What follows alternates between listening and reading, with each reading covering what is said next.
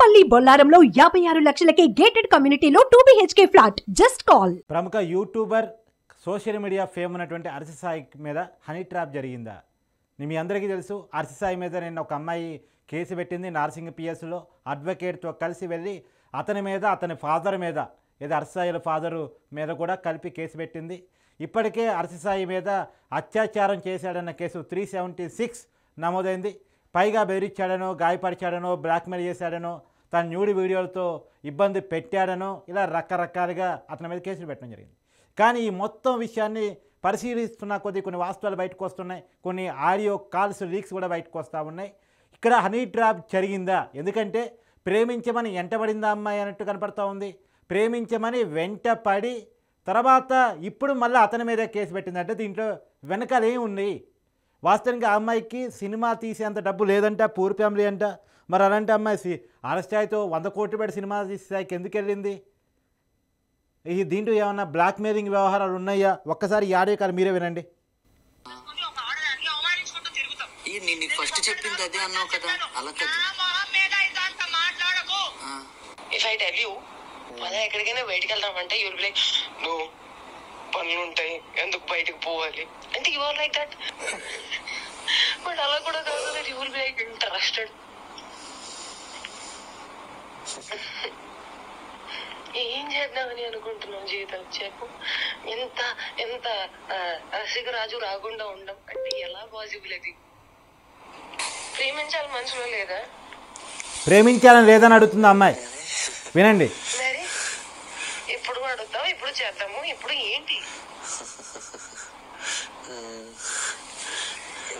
ఏంటి పరిస్థితి? హర్షసే కాదు, నాకు యూపీఎస్సీ ఎగ్జామ్ బోర్డ్స్ కి క్వశ్చన్ పేపర్ లెక్క తయారయ్యాడు, నేను ఆన్సర్ రాసుకుంటూ కూర్చోవాలి అంతే. అంటే నువ్వు నాకు అర్థం కావట్లేదు, యూపీపీఎస్సీలో ఎగ్జామ్ పేపర్ లెక్క తయారయ్యావు, నేనే క్వశ్చన్ నేనే ఆన్సర్ రాసుకోవాల్సి వస్తుంది అని చెప్పేసి అమ్మాయి అంటుంది.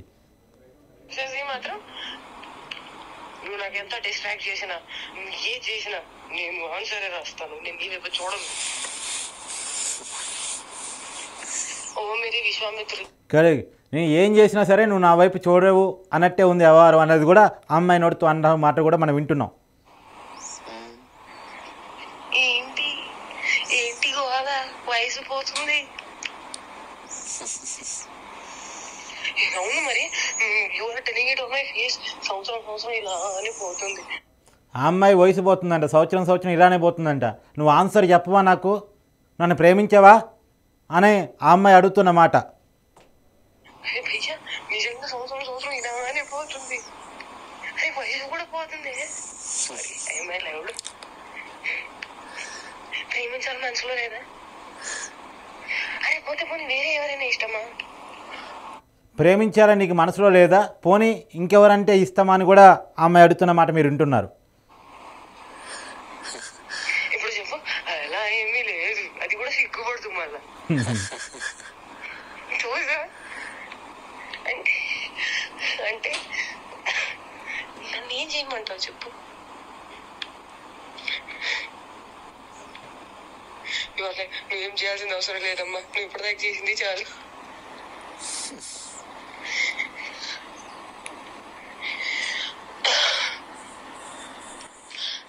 సరే, ఇప్పుడు మీకు ఈ ఆడియో కాల్ వింటే కొంత అర్థమైంది కదా. మీకు ఒకటి మగవాళ్ళ సహజమైన వీక్నెస్ పాయింట్ అమ్మాయిలు, అది తప్ప ఒప్ప అదొక చర్చ, నిజంగా అదొక చర్చ, నో డౌట్ ఎట్ ఆల్. కానీ ఆ వీక్నెస్ తోటి ఐ లవ్ యూ చెప్పో, వెంటబడో, ఒప్పించుకోనో, మ్యూచువల్ అండర్స్టాండింగ్తో అన్నీ నడిచిన తర్వాత ఎక్కడో ఏదో నచ్చని క్రమంలో, ఇద్దరి మధ్య గ్యాప్ వచ్చిన క్రమంలో, గొడవ వచ్చిన క్రమంలో ఆ అబ్బాయి మీద కేసు పెడతారు. ఆ కేసు కూడా ఏదో బెదిరించాడనో, బ్లాక్మెయిల్ చేశాడనో, నన్ను కొట్టాడనో, తిట్టాడనో ఇలాంటి కేసు కాదు, ఏకంగా అత్యాచారం కేసు పెడతారు.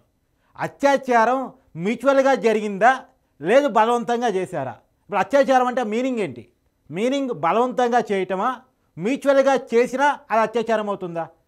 నిజానికి లావణ్య రాజతరణ్ కేసులో కానీ, లేదు అంటే జానీ మాస్టర్ కొరియోగ్రాఫర్ కేసులో కానీ, లేదు ఇప్పుడు అర్సి సాయి కేసులో కానీ క్లియర్గా అర్థం కావాల్సింది జనానికి అత్యాచారం అంటే ఏంటి. బలవంతంగా చేసి దాన్ని అత్యాచారం అంటారా? మ్యూచువల్గా చేసినా సరే ఏదో టైంలో గొడవ వస్తే ఆ గొడవను అడ్డం పెట్టుకుని అమ్మాయి అత్యాచారం కేసు పెట్టుకోవచ్చా? ఇక్కడ క్లియర్. ఇప్పుడు జానీ మాస్టర్ ఆ అమ్మాయిని వేధించాడు, అందుకని ఆ అమ్మాయి తిరగబడి కేసు పెట్టింది. ఏం కేసు పెట్టింది? నన్ను వేధించాడు, నన్ను బెదిరించాడని కదా కేసు పెట్టింది. నా మీద అత్యాచారాన్ని బలపడ్డాడని కేసు పెట్టింది. మరి ఈ అత్యాచారం అనేది మ్యూచువల్ అండర్స్టాండింగ్లో జరిగిందా, బలవంతంగా జరిగిందా? బలవంతంగా జరిగితే 2019 నుంచి 2024 వరకు, అంటే 5 సంవత్సరాలు ఎందుకు చెప్పలేదు? ఇప్పుడు ఈ అమ్మాయి కూడా పలుమార్లు అత్యాచారం చేశాడని కేసు పెట్టింది హర్ష మీద. పలుమార్లు, ఒకసారి కాదు, అనేక మార్లు అత్యాచారం చేశాడని పెట్టింది. అంటే అందుకనే 376N చూడండి మీరు క్లియర్గా. అంటే పలుమార్లు అత్యాచారం చేస్తే క్లాస్ ఎన్ పెడతారు. పలుమార్లు చేశారని పెట్టింది. అంటే పలుమార్లు చేసేంత వరకు నువ్వు ఎందుకు కేసు పెట్టలే? మరి ప్రేమించాడు, పెళ్లి చేసుకుంటా అన్నాడు, అందుకే అత్యాచారానికి లొంగానని నువ్వు చెప్పదలుచుకుంటే పెళ్లి చేసుకున్నాక చేయాల్సిన పని కదా. పెళ్లి చేసుకున్నాక వాళ్ళిద్దరి మధ్య ఏదైనా జరిగితే దాన్ని ఆచారం అంటారు. పెళ్లి చేసుకోకముందు జరిగితే అపచారం అంటారు. వీరిద్దరూ అపచారాన్ని పాల్పడ్డారు, అది ఇద్దరు కలిసే పాల్పడ్డారు.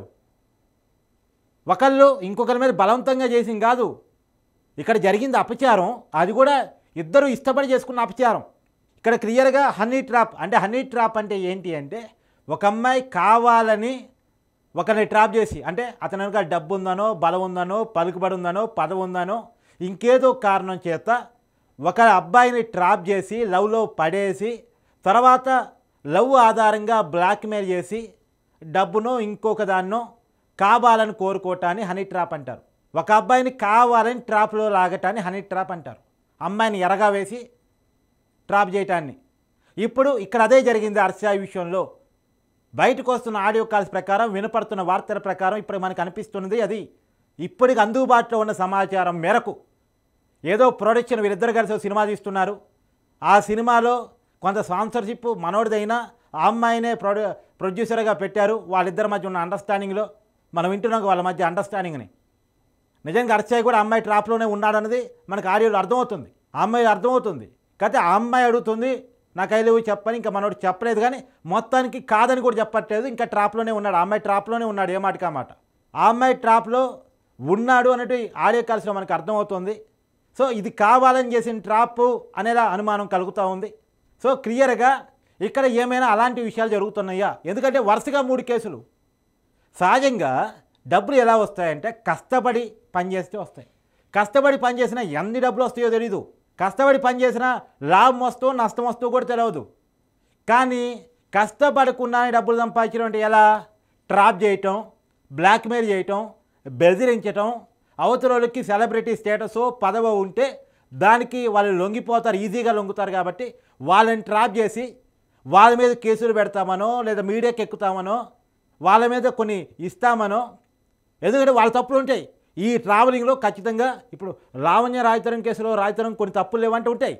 తప్పు చేసేలా వాళ్ళు ట్రాప్ చేస్తారు, అంతే. తప్పు జరిగేలా ట్రాప్ చేస్తారు. ఈ జానీ మాస్టర్ కొరియోగ్రాఫర్ కేసులో జానీ మాస్టర్ తప్పు లేదంటే ఉంటాయి. ఈ తప్పులే వాళ్ళకి ఆయుధాలు. ఈ తప్పులను అడ్డం పెట్టుకొని కేసులు పెడతాం అంటున్నారా? ఈ అనుమానం బలంగా కలుగుతూ ఉంది. వరుస కేసులు చూస్తే తెలుగు ప్రజలు అభిమానించే వాళ్ళంతా కూడా ఒక్కొక్కరుగా కేసులు ఇరుక్కుంటూ ఉన్నారు. ఇండస్ట్రీలో చాలామంది భయంతో వణికిపోతూ ఉన్నారు. సీకరియన్ ప్రెస్ మీట్ మనం చూడండి, నటి కుమార్ది చూడండి. రేపు ఒక ఇండస్ట్రీలో అమ్మాయి అబ్బాయి కలిసి పనిచేయాలంటే భయం వేసే పరిస్థితి కనపడుతూ ఉంది అనేది వాళ్ళు చెప్తా ఉన్నారు. సహజంగా మీరు కూడా ట్రాప్లో పడకండి, అది మీ వీక్నెస్. మీరు జాగ్రత్తగా ఉంటే ఏ ఇబ్బందులు వచ్చినా మీరు ఎదుర్కోగలరు. కాబట్టి ఏది ఏమైనా సరే ఇండస్ట్రీలో వీళ్ళు కూడా జాగ్రత్తగా ఉండాలి. వీళ్ళ వైపు ఉన్న తప్పును కూడా మనం ఎత్తి చూపాలి. కానీ ఇక్కడ మొత్తం విషయంలో హర్ష సాయిని అప్రోచ్ అయ్యి సినిమా తీస్తానని, హీరోగా పెట్టుకుంటానని, కంపెనీ తనకుందని, తనకు ప్రొడక్షన్ కంపెనీ ఉందని, తనకు అంత కెపాసిటీ ఉందని, కానీ ఈ అమ్మాయి గురించి ఎంక్వైరీ చేస్తూ ఉంటే వాస్తవానికి ఏంటంటే అమ్మాయి బాధితురాలు కాబట్టి తన పేరు మనం బయట పెట్టలేం కాబట్టి బయట పెట్టలేకపోతున్నాను నేను. మీ అందరికీ తెలుసు ఆ అమ్మాయి బ్యాక్గ్రౌండ్లో ఒక మిడిల్ క్లాసు, లో మిడిల్ క్లాస్ నుంచి వచ్చిన అమ్మాయి. నిజానికి మెగాలో డాన్ అనే సినిమా అనేది పెద్ద ప్రాజెక్ట్ అనేది వాళ్ళ ప్రమోషన్స్ వాళ్ళే చెప్పుకున్నారు. చాలా పెద్ద ప్రాజెక్టు, ఖర్చుతో కూడిన ప్రాజెక్టు అనేది. బయటకు వచ్చిన వార్త అయితే 100 కోట్లు అన్నారు, కానీ 100 కోట్లు హర్ష మీద పెట్టుబడి పెట్టేంత సినిమా నేను అనుకోను. కానీ సరే 10 కోట్లు 20 కోట్లు అన్ని కోట్ల డబ్బులు పెట్టగలిగే కెపాసిటీ ఉన్నటువంటి కుటుంబమో వ్యక్తో ఆ అమ్మాయి కాదు అన్నటువంటిది చాలామంది ఆ అమ్మాయికి సన్నిహితంగా ఉన్న వాళ్ళు కూడా చెప్తున్నమాట బయట. మరి అలాంటి అమ్మాయితో మనోడు ఎలా సినిమా ఒప్పుకున్నాడు? బ్యాక్గ్రౌండ్ చెక్ చేసుకోకుండా ఒప్పుకున్నాడా అంటే సహజంగా అప్పుడు ఏదో పడ్డాడు, మరి ట్రాప్లో పడ్డాడు మొత్తానికి. కానీ ఏది ఏమైనా సరే ఇక్కడ కీలకంగా మాట్లాడుకోవాల్సిన పాయింట్ ఏంటంటే హర్ష సాయి అనే వ్యక్తికి సమాజంలో సొసైటీలో గుడ్ విల్ ఉంది. ఏదో ఒక యాప్ ప్రమోట్ చేశారనేది ఒక అభియోగం తప్పిస్తే మామూలుగా అభియోగాలు లేవు. కాకపోతే ఏదో అంటుంటారు ఆయన సాయం చేసిన దాన్ని వీడియో చేసుకొని మళ్ళీ డబ్బులు గుంజుకుంటుంటాడు, అంటే యూట్యూబ్లో డబ్బులు వస్తుంటాయి కాబట్టి. అంటే మళ్ళీ ఆయన దానికి సమాధానం చెప్పింది ఏంటంటే అవును సాయం చేసిన వీడియో నేను యూట్యూబ్లో పెట్టుకొని డబ్బులు వసూలు అంటే యూట్యూబ్ డబ్బులు ఇస్తుంది, వీడియోలు ప్రమోట్ అయితే యూట్యూబ్ నుంచి డబ్బులు వస్తాయి, ఆ డబ్బును మళ్ళీ కూడా ఇంకొకరి కోసం ఖర్చు పెడతాను కదా, తప్పే ఉంది అని ఆయన చెప్పుకుంటూ వచ్చాడు. నిజంగా కూడా చేసిన సాయాన్ని చెప్పుకుంటే మంచిదే. ఎందుకు మంచిది? మీకు ఉదాహరణ చెప్తా. దానవీర సూర్య కర్ణ అంటారు. కర్ణుడు స్టోరీ మనకు గుర్తుంది. ఎందుకు గుర్తుంది? కర్ణుడు మంచి చేశాడు, చాలామందికి దాన ధర్మాలు చేశాడు అన్నది ఒక చరిత్రలో రాయటం వల్ల, అది ఆదర్శంగా ఉండటం వల్ల అది 10 మందికి చెప్పుకుంటూ ఈ రోజుకి కొన్ని వేల యుగాల తర్వాత కూడా కర్ణుడి గురించి మనం మాట్లాడుకుంటాం, సత్యహరిశ్చంద్రుడి గురించి మాట్లాడుకుంటాం. వాళ్ళ గురించి రాకపోయి ఉంటే, వాళ్ళు సత్యం మాట్లాడతారు, ధర్మాలు చేస్తారన్న విషయం కనుక బయట సమాజం తెలియకపోయి ఉంటే, బయట సమాజం వాటిని పుస్తకాల్లో రాయకపోయి ఉంటే, మన ఇతిహాసాల్లో పురాణాల్లో వారి గురించి లేకపోయి ఉంటే వాళ్ళ గురించి మనకు తెలిసేదా? ఇవాళ వాళ్ళ చరిత్ర చాలామందికి ఆదర్శంగా ఉంది. ఓహో మనం ధర్మం చేస్తే ఇన్ని తరాలు కూడా గుర్తుపెట్టుకుంటారు, అందుకనే కర్ణుడు లెక్క ఉండాలి దానంలో. కర్ణుడు వాస్తవానికి కౌరవులలో పొంది చనిపోయినప్పుడు కూడా కర్ణుడు చనిపోవడానికి పాపమని అంటారు అందరూ. మిగతా కౌరవులు చనిపోవాలని కోరుకున్న వాళ్ళు కూడా కర్ణుడి చావును మాత్రం పాపమని అంటారు. ఎందుకు? తన కవచ కుండలాలు దానంగా ఇవ్వటం వల్ల చనిపోయాడు, లేకపోతే కర్ణుడిని ఓడించడం అసాధ్యం. కర్ణుడు మంచివాడు మనసత్వపరంగా, అతను కౌరవుల వైపు ఉన్నప్పటికీ కూడా. సో కర్ణుడు మంచోడు కాబట్టి అతను నుండి చెడు వైపు సరే మంచోడే అంటారు. అతన్ని ఇయాలకి ఆదర్శంగా తీసుకుంటారు.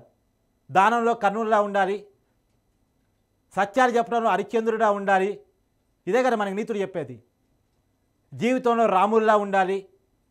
అంటే మన చేసిన సహాయాన్ని 10 మందికి చెప్పడం వల్ల అది 10 మందికి ఆదర్శం అవుతుంది. ఒకప్పుడు అంటే కథలతో ఆదర్శం నడిచేది. ఇవాళ పిల్లలకి, కొత్త జనరేషన్, న్యూ జనరేషన్కి కథల రూపంలో కాదు, వీడియో రూపంలో కావాలి. ఇప్పుడు అర్చన చేసిన సహాయాన్ని చూపించేసి ఎవరికైనా పేదోడికి అన్నం పెడుతుంటే, అదిగో అన్నం పెడితే పేదోడి కళలో ఆనందం చూసావా, మనం కూడా పేదవాడికి అన్నం పెడితే అంతకంటే మించి ఆనందం ఉండదు అని ఈ వీడియో చూపిస్తూ ఇంకోటికి ఆదర్శాన్ని చూపించవచ్చు. సో ఒక మంచి పని చేయడమే కాదు, ఆ మంచి పని 10 మందికి తెలిసేలా చేయడం కూడా మంచిదే. ఇంకో 10 మంది దాన్ని చూసి నేర్చుకుంటారు, చేస్తారు. పైగా అరస ఇంకో బెనిఫిట్ కూడా చెప్తున్నాడు. ఒకరు చేసిన సహాయాన్ని యూట్యూబ్లో పెట్టుకోవడం వల్ల దాన్ని యూట్యూబ్ ఎక్కువ మంది దాన్ని చూడటం వల్ల యూట్యూబ్లో డబ్బులు వస్తాయి. ఆ డబ్బులు మన తీసిపోయి ఇంకో పేదోడికి పంచి పెడతాను నేను. సరే అతను చెప్పేది అది. సరే వ్యక్తిగత జీవితంలో ఎవరు ఎలా ఉన్నారన్న దానికంటే కూడా ఇలా అరస సాయి మీద కావాలని ట్రాప్ చేశారా అనేటువంటిది. వాస్తవానికి నేను అడుగుతున్నాను, 376 మీద చర్చ జరగాలి. ఎందుకంటే అసలు బాధితులే పాపం అన్యాయం అయిపోతున్నారు. చాలామంది అమ్మాయిలు వాస్తవంలో సామాన్యులు, వాళ్ళ మీద అనేక దాడులు జరుగుతున్నా, అఘాయిత్యాలు జరుగుతున్నా వాళ్ళకి న్యాయం జరగట్లేదు. ఇలా కోల్కత్తాలో ఒక ఇష్యూ జరిగింది. ఒక అమ్మాయి మీద అత్యంత ఘోరంగా పని ప్రదేశంలో, ఒక మెడికల్ కాలేజీలో, బయట నిర్మానుష్య ప్రాంతంలో కాదుది, మెడికల్ కాలేజీలో అత్యంత దారుణంగా అత్యాచారం చేసి చంపారు. ఇంతవరకు ఆ అమ్మాయి కేసులో నిజాలు బయటకు రాలే. ఎవడు ఒక్కనంటే ఎవరు బయట సోషల్ వారంటీని పట్టుకొని ఇగో వీడే చేశాడు అన్నారు. వాడే చేశాడా? వాడి వెనకాల ఎవరు లేరా? ఎవడు మాట్లాడేవాడు లేడు, ఎవడు నిజాలు చెప్పేవాడే లేడు. ఆ ఇష్యూ జరిగి 2 నెలలు అవుతుంది. సమాజం కూడా నోరు మూసుకొని కూర్చుంది. ఆ ఇష్యూలో నిజాలు చెప్పేవాడే లేడు. అయేషా మేర్ అని గుంటూరులో ఒక అమ్మాయి మీద అత్యాచారం జరిగి ఆ అమ్మాయి చంపేస్తే ఒక సత్యంబాబు అని ఒక అనామకుని తీసుకొచ్చి ఇగో వీడే చేశాడని చెప్పేసి చెయ్యని నేరానికి కొన్ని సంవత్సరాల పాటు వాడిని జైలు పాలు చేసింది. తర్వాత కోర్టు వీడు చేయలేదు అని చెప్పేసి వాడిని పక్క పెట్టేస్తే వాడి జీవితం ఆగమైంది. మరి చేసిన అమ్మాయికి ఎవరు చేశారు? ఎవరో ఒకరైతే చేశారు కదా. ఎవరిలో ఒకరికి అత్యాచారం చేశారు, హత్య చేశారు కదా. మరి ఎవరు చేశారు? ఈ రోజు వరకు తెలియదు. మనకు సెలబ్రిటీ జీవితాల మీద ఆరోపణలు వస్తే నోరెళ్ళ పెట్టుకొని చూస్తాం, కామెంట్లు పెడతాం. కానీ నిజ జీవితంలో సామాన్యులకి మాత్రం న్యాయం జరగట్లేదు. బ్లాక్మెయిల్ చేసేవాళ్ళు బ్లాక్మెయిల్ చేసుకుంటూనే ఉన్నారు, డబ్బులు గుంజుకుంటూనే ఉన్నారు. మనం చూస్తాం లావణ్య రాయతరం కేసులో. లావణ్య రాయతరం మీద పెట్టిన కేసు లాంటిదే గతంలో మస్తాన్ సాయి మీద పెట్టింది, ఇంకొకరి మీద కూడా పెట్టింది అంటారు. అంటే మరి ఏంటిది? చట్టమేమో ఉపయోగపడాల్సిన వాళ్ళకి ఉపయోగపడట్లేదు, పడకూడని వాళ్ళకి ఉపయోగపడుతుంది, బ్లాక్ మీద చేద్దామన్న వాళ్ళకి ఉపయోగపడుతుంది, నిజంగా బాధితులు ఉన్న వాళ్ళకి ఉపయోగపడట్లేదు. దీంట్లో ఎలాంటి మార్పు రావాలి అనేది పౌర సమాజం, ఖచ్చితంగా ఉమెన్ యాక్టివిస్టులు, సామాజికవేత్తలు, పౌర సమాజం చర్చించాల్సిన అవసరం ఉంది. ఇది సమగ్రమైన చర్చ జరగాల్సిన అవసరం ఉంది. చట్టం దుర్వినియోగం కాబడుతుందా? ఎందుకంటే 376 కేసు అనేది ఈజీ అయిపోయింది పెట్టడం. వాళ్ళిద్దరూ కలిసే అన్నీ చేస్తారు, చేయకూడని పనులన్నీ కలిసే చేస్తారు. ఎక్కడో చిన్న గ్యాప్ వస్తాయి, ఇంకేముంది అమ్మాయి కార్డు వాడేస్తారు. ఓ నా మీద అత్యాచారం చేశాడు, పలుమార్లు ఇబ్బంది పెట్టాడు. పలుమార్లు చేసేంతవరకు నువ్వేం చేస్తున్నావు? నీ ఫోన్లో 100 నొక్కలేకపోయావా? మీ అమ్మకి చెప్పలేకపోయావా? మీ నాన్నకి చెప్పలేకపోయావా? నీ బెస్ట్ ఫ్రెండ్కి చెప్పలేకపోయావా? పలుమార్లు చేసేంతవరకు ఏం చేస్తున్నావమ్మా? మళ్ళీ ఎప్పుడు చేస్తారంటే చూసుకుంటున్నావా? ఇది ఎందుకంటే సమాజంలో ఎవరికి జరిగినా అన్యాయం అన్యాయమే. అది మగవాడికి జరిగినా అమ్మాయికి జరిగినా అన్యాయం అన్యాయమే. ఖచ్చితంగా విక్టిమ్ వైపు కనుక న్యాయం ఉంటే ఖచ్చితంగా మన న్యాయం ఉందని అనాలి. ఆ అమ్మాయిని సపోర్ట్ చేయాలి, కోల్కత్తా అమ్మాయిని సపోర్ట్ చేసినట్టు. అసలు ఆ అమ్మాయి కోసం మనం నోరెత్తాలి, గలమెత్తాలి, పిడికలు బిగించాలి. ఆ అమ్మాయికి న్యాయం కావాల్సిందే అని నినదించాల్సిందే, నో డౌట్. కానీ అదే పనిగా కేసులు పెడితే, బ్లాక్మెయిల్ చేస్తే దాన్ని కూడా సమర్థించాలా? ఆడపిల్ల అనే కార్డుని అనవసరానికి వాడితే కూడా సమర్థించాలా? ఇది చర్చ జరగాల్సిన విషయం.